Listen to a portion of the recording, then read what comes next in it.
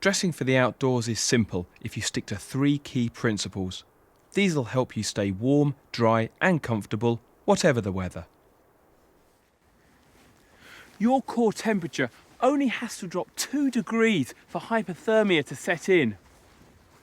That's why the type and the amount of clothing you wear makes such a difference in cold and wet weather. Most clothing has a high cotton content, but for many outdoor activities, cotton is a poor choice, and sometimes it can be life-threatening. So to demonstrate just how bad things can get if you wear cotton on the hill, I'm going to try to climb a mountain dressed in a cotton t-shirt, a pair of jeans, a cotton sweatshirt and a cagoule. Donna is joining me and she's wearing all the latest and greatest kit from Cotswold. You know, I've always said that a bad day on the hill is better than a good day in the office. I think I'm going to eat my words. I better go and get changed.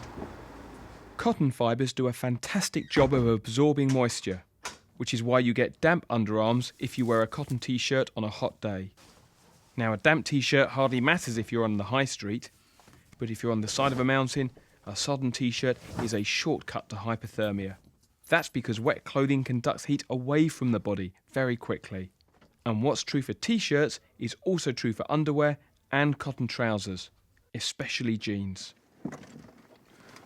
What I'm going to do is potentially quite dangerous. So I've got lots of proper outdoor clothing in my rucksack, as well as a hot flask, in case things get a bit rough. The first key to staying dry and warm is to wear a base layer made from a synthetic fabric or merino wool.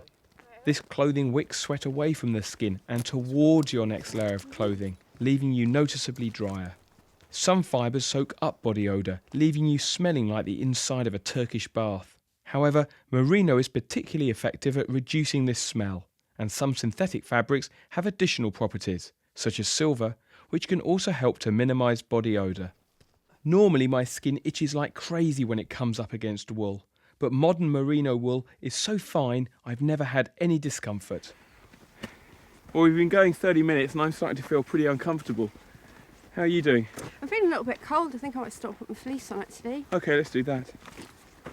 The second layer is the insulating layer.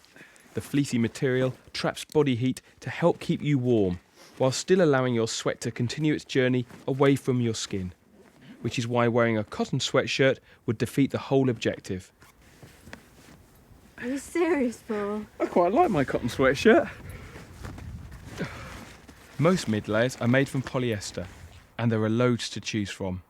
If you're walking in cold weather, then you'll want a mid-layer that is able to trap lots of heat. At the other end of the spectrum, if you're out walking on a hot summer's day, you may not need any mid-layer at all. If, like me, you enjoy the outdoors year-round, there's a more flexible and a more affordable option than buying lots of standalone fleeces for different times of year. And that's to use 2 lighter weight fleece tops, one of which is oversized to layer comfortably on top of the other. You wear the regular sized one in warmer weather or when exercising, and both in colder weather or when you stop for a break. The layering system isn't foolproof. It can go wrong if you end up wearing too much in the way of mid-layers and start to overheat, or don't take enough time to stop and put on an extra layer when you begin to feel cold. Both of these things are surprisingly easy to do, even in weather like this. Sometimes it's simply not practical to stop and take off a layer, especially when it's raining. You can partially regulate your heat by pulling up your sleeves to expose your wrists, or by putting on or taking off a hat. A bit like putting a lid on a pan of hot water to bring it to the boil, or taking the lid off to stop the water from spilling over. So the second key is to regulate the number and the thickness of your mid layers to prevent yourself from sweating excessively or becoming too cold. I prefer to be a little on the cool side rather than risk overheating as I puff uphill. So far we've dealt with removing sweat and trapping body heat.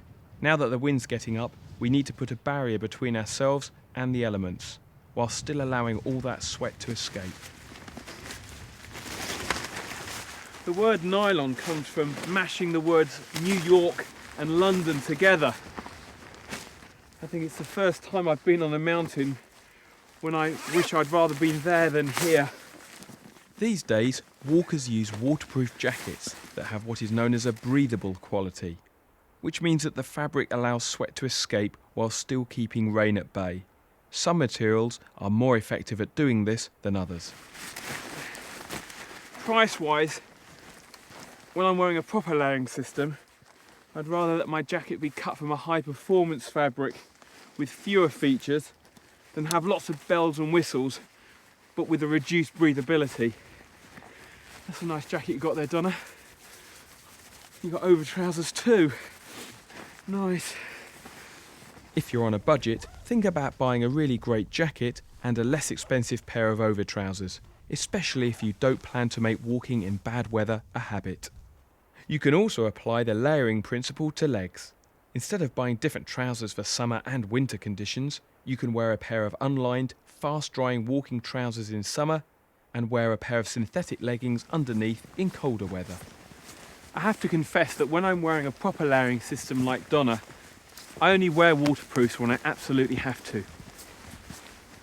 If it's windy or just spitting with rain, then I prefer to wear a windproof jacket or a soft shell, which is a combination of a mid-layer and a showerproof outer rolled into one. It does add a few extra grams to my rucksack, but it's far more breathable than even the best waterproof fabric, as my sweat vapour doesn't have to pass through any coatings or membranes. And if I do get caught out in filthy weather, I can leave it on as an extra heat-trapping barrier under my waterproof shell. So the third key is simple.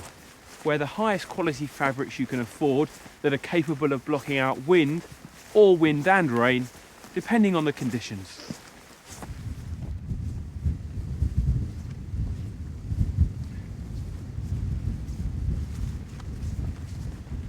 Oh, what a great view. It's pretty special, huh? Yeah, it's awesome. So how are you feeling? Yeah, I'm good, thanks. I'm dry, warm, fresh, comfy. Yeah, I'm Well, good. it's not like me, this cotton clothing, absolutely rubbish, I'm freezing.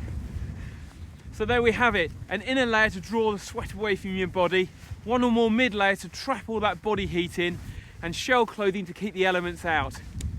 And leave your jeans at home for Saturday night.